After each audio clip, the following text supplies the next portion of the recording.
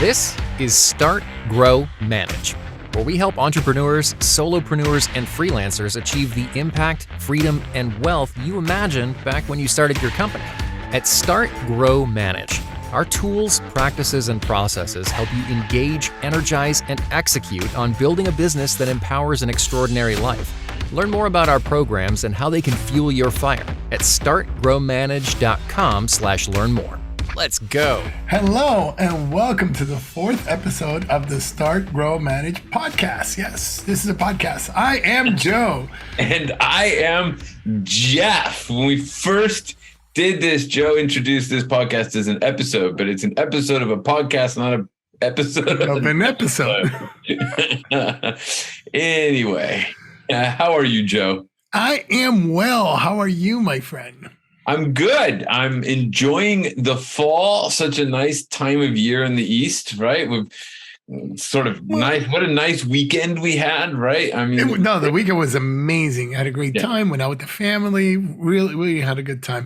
And I like all that, except for the cold and the feeling that it's going to get colder and more miserable, and it's really going to suck in a couple of weeks. But so I guess that means that I don't need to bring those air conditioners into the office. See, so the fact that I forgot them is now all okay, right? Yeah, okay, yeah. You tell yourself that, but yeah. No, you don't need to bring them now. You know, however, did spend the weekend putting up our whiteboard and getting ready for our clients, and by the way, we need that big screen, okay? So figure it out, buddy. Again. All right, good. But 5 inches. But that is all about defining what we need for the factory, right? So if you want the big screen, Joe, we have to put together what we have to define in terms of our factory. So let's talk a little bit about factories today. And Joe, honestly, you are like the factory man as far as I'm concerned. I've never seen anyone more in love with zip ties. Well, dude, zip ties are freaking amazing. You know, they're amazing. They do amazing things. You can make really great stuff. So also, I like everything in its place. You know, back when I was at MSP and I ran the company, I learned that no matter how beautiful you made it, no matter how well you made the technology work, no matter how good the software worked and the process and all that stuff, if it looked like crap, nobody cared. So we learned how to make everything super neat. Even I used to make my guys carry Windex bottles, little Windex bottles in their bag. And if they went and fixed a printer, they would spray it down and wipe it down. And people would be like, is this a new printer? It's like, no, you just got to clean it every once in a while. It's like when you put oil in your car, it runs better, right? Yeah, just like that, you know, but this, you just got to make it pretty. No, but I think that relates really nicely to this idea of factory, right? So we talked about processes. You've got to have your processes, but then you have to have that place, the factory, the space, the tools, the structure to make sure that you deliver those processes consistently, whether it's a big screen or a whiteboard or whatever it is, right? You need to have that factory. And what happens is some people struggle at first with the concept of a factory because they don't think of their business as manufacturing. They don't think like they're building anything. But, you know, I think we're going to challenge that a little bit today. So let's talk about factories. Let's talk about it, right? I remember when I was first really, truly introduced to the idea of a factory. The first factory I visited was truly a manufacturing factory, right? I couldn't believe how genius this thing was. It was in Germany, and they were manufacturing the smart engines for the smart cars. It just come up, brand new thing, and they had these little engines, and it was just unbelievable to me that at the back end, all of these raw materials would go. So that, you know, steel scraps and spark plugs and whatnot, they would all go in the back end, and then out of the front end came an engine for a car. Right. And it just went all through the process of being melted and formed and stamped and drilled and put together and created and done all the way through. Right. And this idea, in fact, we've talked about it before, is, you know, so different from the original manufacturing. right? The Yeah. original manufacturing was like everybody's sitting around in a workshop. Everybody's building their own engine. So you'd have 5 people going through all the steps to build an engine, rather than having the materials go through the factory and come out the other side completed. Yeah. And this is a big revolution for manufacturing, a big revolution for manufacturing. So it wasn't even always manufacturing that you had a factory. There was a long time where there were no factories in manufacturing the way we think of them today, right? But here's the thing that factories, well, first of all, the reason people don't think they have factories, Joe, right? They don't think they have factories. You know where I'm going with this? They don't think they have factories. You know why? Because they think they're not doing stuff. They're not. Because they think they don't have a product. They think they don't have a product. So if you don't have a product, why would you have a factory? You don't need a factory because you don't have a product, right? But like we said, I said in one of our even previous episodes, you'll probably hear me say it again, right? That and again. Not having a product. What did you say? And again and again and again. We're going to say this a lot. Because not having a product is an excuse that allows you to do a lot of work with minimal results. Yes. Right. You always have to have a product. And so if you have a product with processes, you have to be sure that you have the tools and the environment and the structure to deliver them. So let me talk about another kind of factory. I've got 2 more factories to talk about. And the next one is diamonds. All right. So diamonds, and I'm not even talking about the factories that dig the diamonds out of the ground. Those are factories too. But I'm talking about the centralized selling organizations that De Beers created, and later companies like Rio Tinto copied, where they created a factory for selling diamonds, right? For selling diamonds. Where what they would do was manufacture interest in the diamond. So the product was really that interest in and the value from the diamonds. And if you go, and I'm a trained diamond sorter, among other things. And so I went to training in Antwerp, and it's an unbelievable thing. Like, you go into this room and they've got these vaults and cameras, and you literally cannot do anything. Once you go through that door, you cannot do anything, Joe, without a camera watching you in that space. Nothing at all. And so, you're there, and at the end closest to the table, there's all these benches set up. And at the end closest to the table, there's all of the cheap diamonds and small diamonds that go into, these big Rubbermaid tubs. And then they get whiter and bigger as you go down the bench. And as you go back towards the back benches, and the bench all the way in the back has like 4 or 5 diamonds on them, but they're like 10 or 15 carats and perfect white and these beautiful diamonds, right? So that's part of the process, is separating out all the diamonds into these categories. And then what they do is they actually then bundle them up. They could just say, hey, here's a diamond. How much do you want to pay for it? Or here's the price for the diamond. But that doesn't get as much money as this other process, where they would bundle up the diamonds into packs, into what they call sites. And then you would go into a room, and this is a nice room. It's all got the exact right lighting. They've got the 10 times loop, so you can look, because everything's done at 10 times magnification. They've got, some refreshments, so you can spend time there, right? The whole thing is manufactured so that you go into that room and you get this array of diamonds that has been laid out in front of you, and you have to figure out how much you're going to bid for this array of diamonds, right? And then they get the different biddings, and then they can figure this out. But they could just have an auction, eBay it, right? That would be another type of process. That would be another factory, put it on eBay. But they realize that they're giving away too much value. Yeah, but the thing that you can hear in everything that you said is how they manufacture an experience. They manufacture an experience. Right? And they manufacture the service. They manufacture the rooms are the same rooms that's standardized. The lighting is thought about. How they separate the diamonds is thought about. Whether the diamonds are cut or not cut, they're always uncut, by the way, but that's a part of the process, right? So all of these things are a part of that process, and it's all created within that factory. They have all of the tools that they need to deliver that experience. So that's another factory, right? It's the first one is Berlin, and it's Berlin. It's a factory that produces engines. Like Berlin itself is not a factory. Just to be clear, it's a city, right? but the factory that I visited was in Berlin, and then there's the Antwerp version. We'll just go with the city names here. So then there's the Antwerp, and you're looking at diamonds in Antwerp and how central selling organizations like De Beers sell their wares. And the third factory that I want to talk about is McKinsey. And the McKinsey office that I know the best is in London. So we'll get the Berlin, the Antwerp, and the London factory. So in London, you go into the McKinsey office.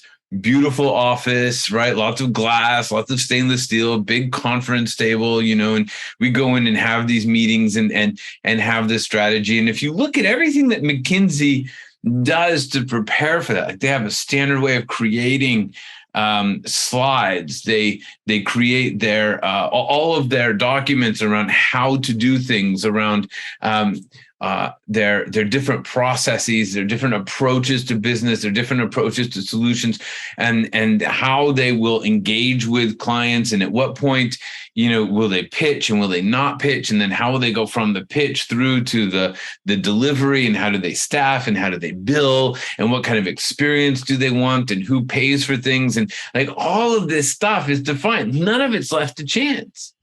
And when you go into that McKinsey office space, there is a great experience. You feel like you're in someplace special. They do a lot to make you feel like you're in someplace special because you're paying them a fortune. So, there's got to be that feeling that they're creating. Like if you go to McKinsey and it's like a garage with a couple of folding chairs and some guy who's saying, yeah, we're going to charge you $1 million for a strategy, they're going to say, no way. Right? It's not going to work. But it's the same thing, right? Whether you're manufacturing an engine or you're manufacturing an experience, there is a process that you have to go through. And you have to do that process within a factory. So even if you have even if you take the perfect McKinsey process and you put it and you invite somebody to your garage to deliver it, you're not going to be able to charge the same price that McKinsey charges because you don't have the factory, right? And a part of their factory is all of the software that they have, the way that they connect their individuals, the 100%. Way that they give each other access to information, right? That's all a part of the factory that allows them to deliver the process and the support that they deliver to their clients. And we see that all the time. So many people, so many of our MSP clients, contractors, anyone we're working with, that they treat their work as random. They do it from wherever. They don't have the tools. They haven't set things up. They haven't made it work. And because they don't have the tools, because they don't have that environment within which to do their work, it is impossible for them to deliver the quality and level of service that their clients expect. Yeah. And that, Joe, is the best argument for you for the big screen. If we don't have the big screen, we won't be able to work with our clients. They won't love us. They won't pay us. And then we can debate it. I'm just saying, like, look, you made my argument for me. Like, I didn't have to say anything. But when you think about it, what is it that we deliver? And why do I need my big screen? And the argument has to be, is there more value in the big screen versus the whiteboard? How do we use the big screen? How do we use a whiteboard? And that's all a part of the factory. Is that factory that we have tuned to the delivery model that we want. And a lot of the factory these days actually does come down to the software. What is your quote technology stack? What components, what technology do you use? How do you tie it all together? How do you make it work? Right? So that you can deliver consistent results repeatedly without having to reimagine everything every time. And we find so often so many people making these manual connections between systems or copying something out here and putting it in here. And they end up making their lives difficult with the systems. But your factory should be delivering results for you, should help you increase the predictability of your company. And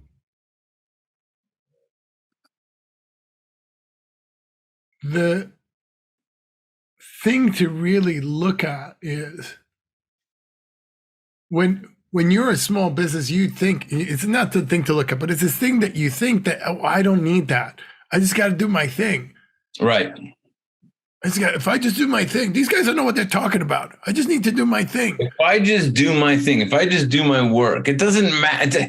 I can get by with a text editor. I don't need Microsoft Word or Google Docs or whatever. I don't need that stuff. I can just send 1,000 emails by clicking send. I don't need a bulk emailer or it's all of this stuff that we think that we don't need if we just do it. And the problem is that if you don't have a factory with the tools, you end up just doing it forever and ever, and you never get a break. Yeah. And you never build a repeatable process, and it's all dependent on you forever. And then you're stuck. You've built yourself a really fancy job. You done did it. You done did it. I really like grammar. So grammar is the reason why we have grammar and quality language. Yeah. Done did it. Yeah, and you done did it. But so happens when you don't have a factory. When you don't have a factory, you done did it. And that's true. If you don't have the fact that you have done it, you have created for yourself a lot of work without putting the tools in place to make your job, effective. Or to make your business effective and your job within that business more effective. So I think, the thing for everybody to think about then, right, is you go away from this, you go through your day, is to ask yourself, what do you need to deliver the solution that you are delivering? Yeah. What technology do you need? What office space you need? If you wanted to create an experience like you were talking about, like the McKinsey experience for your client, right? So you think about what the thing that you're trying to deliver, whether you're a lawyer, you're an accountant, you're an MSP, what are the things required to give the client the best possible experience like that? Yeah. And that's really where you got to look from. And if you think of those central selling organizations, what did they need? They needed a private space. They needed the right lighting. They needed the right magnification. They needed a level of comfort, right? Yes. Like these were the things that they needed in order to get people to participate the right way and to get the results that they expected. Yeah. In the factory in Berlin, they needed all of the machines working together, and they were physical machines. What does McKinsey need? They need all of the virtual machines, the software, all of that to link up and to communicate. They need training. They need to execute, right? So they have to have all of the spaces, virtual and physical, that allow that to happen. So that allows the client to feel like, yes, this is happening. Yes. And when that person walks into that place with the 10X and the room and it's all the lighting and the refreshments and everything is conducive to having the outcome that they want. Yeah. and it's consistent with the experience that the company wants them to have. So with that, think about what technology do you need, what office space do you need, what tools do you need to put in place, and think about how you can build the factory. Think of that factory, putting all of these things together into a factory that allows you to execute on all of those processes that we talked about last time. Excellent. And on that, Joe, I don't know if we have anything else to say about factories. Do you have anything else to say about factories at the moment? I want my monitor. Yeah. You want a monitor? That's fine. Last time I heard it was like a 75-inch touch screen 75-inch with like, I don't know, all kinds of stuff. And you want I'll get you a monitor right now, man. So it's touch screen and it's 75 inches and it's smart and it does all this other stuff. That's what I want. So you gotta explain why that's a critical part of the factory. All right. So this is clearly a debate. Yeah. It's going to go on. I don't think we're going to resolve it today. Something tells me that we're going to end up with a screen, but it may take a little bit. Maybe 3-4 episodes from now. So remember to send an email to Jeff and say, hey, give Joe his screen. All right. So then, Joe, on that note, when you take us out? Well, here we were at episode 4. But remember that you are loved. Thanks for joining us, and a special thanks to our subscribers. Consider becoming one right now and tap into our insights and instincts to help drive your business vision and success. Remember, you didn't start your business to feel frustration. You started it for freedom. We can help you discover the impact, freedom, and wealth you always imagined. Learn more at startgrowmanage.com/learn more.